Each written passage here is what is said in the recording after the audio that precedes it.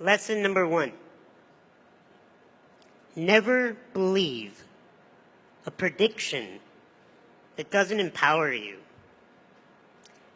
When I was born, the doctors told my parents that I would be dead within the first 24 hours of my life. 35 years later, all those doctors are dead.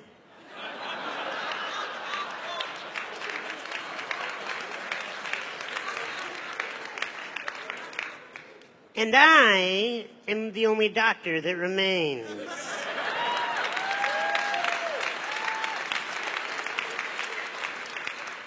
Never believe a prediction that doesn't empower you.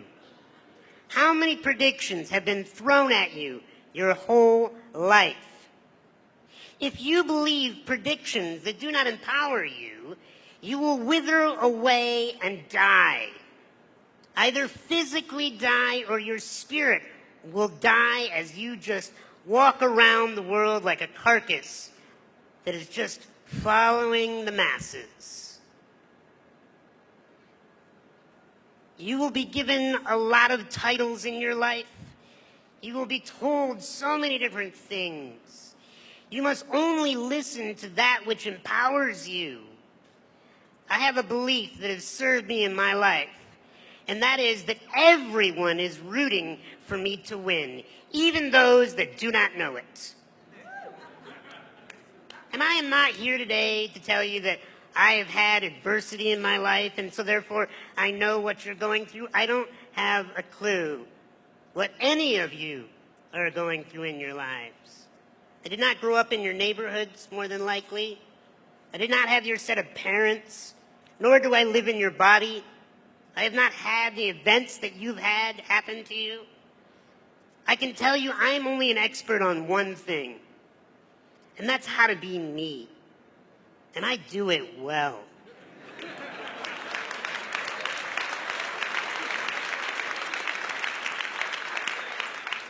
But it's not come easily. I've gone through things that I don't wish upon anyone in this room. I've had metal rods pulled out of bone marrow while I was awake. I've had jaw infections where teeth had to be extracted and I can no longer chew my own food. I have to get up every day and be showered and cared for physically by another human being. Fortunately, she's a gorgeous woman that I married.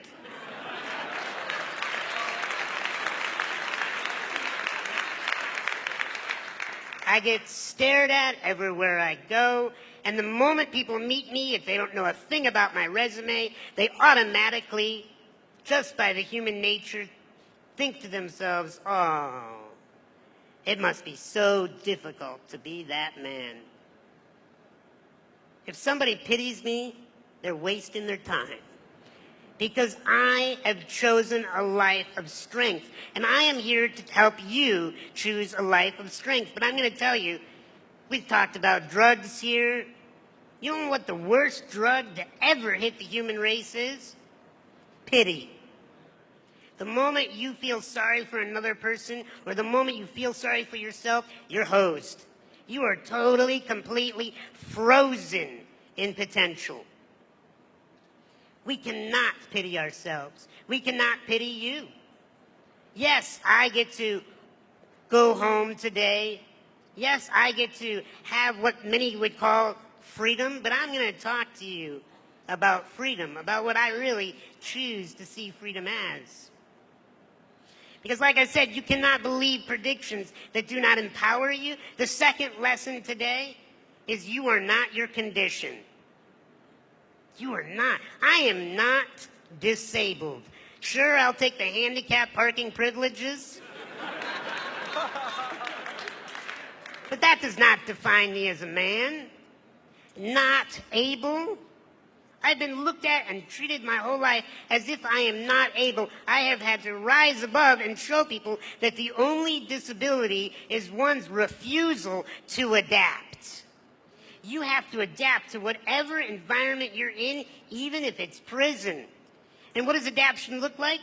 I think it looks like celebration.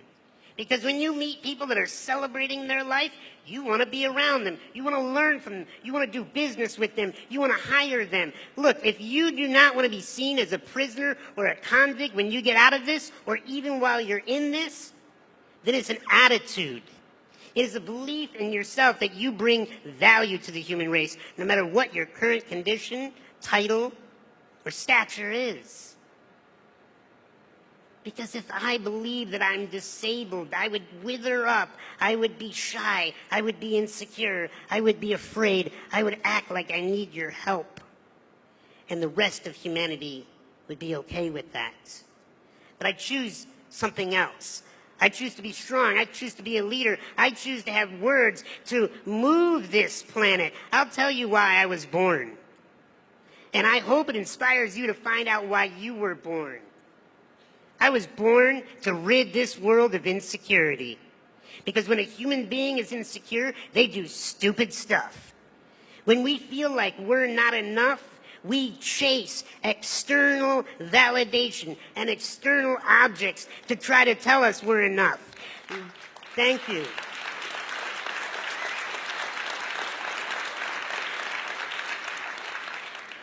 You are enough. I'll tell you, I made a pledge as a therapist to love all human beings no matter what they've done. Because deep down inside, I found that every human being just wants to be loved. Even if they're tough, even if they're scary, even if they're vicious, you get them in the right position at the right time, they'll tell you the truth. They just want to be loved. You know who they want the love from the most? Not their moms, not their dads, not their wardens, none of these people. They want to be able to look in the mirror and love themselves. And if you can figure that out, then you're going somewhere.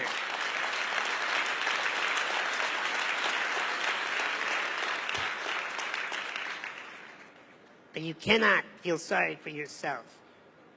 When you feel sorry for yourself, you will wither. But there's a contradiction to feeling sorry for yourself. At the opposite extreme, it's what I call bullying yourself, beating yourself up, being your own enemy and telling yourself that all those predictions, those negative opinions, they're true, they're right, you're a washed up failure, you're not going to amount to anything. Bullying yourself is the most dangerous thing that you could do. You cannot afford to pity yourself. You cannot afford to bully yourself. You have to love yourself. Because the last lesson that I'm going to share with you today, that is, I'm going to teach you what the real prison is. It's not surrounded by barbed wire or electrical fences. The real prisons do not have guards. The real prison's up here. And we all got it. We all have a mind that chatters. So often won't stop chattering. Do you know where your salvation is? It's not outside these walls. I've met so many people that are so extremely successful and famous that are in prison because they're stuck in their minds, bullying themselves, pitying themselves. True freedom is dropping down out of that mind. And what my wife has taught me is drop into your heart, into mastering this beating thing that is more than just sending blood to the extremities. What is it doing? It's sending emotional possibilities, infinite possibilities of choice in our behavior, in our life, in our attitude. When you love yourself, whether you're sleeping on a prison cot or in a mansion, whether you have food in your belly or you don't know when your next meal is coming, when you love yourself, when you learn to master your emotions, then and only then are you free. I love you, each and every one of you, and I wish you freedom within these walls.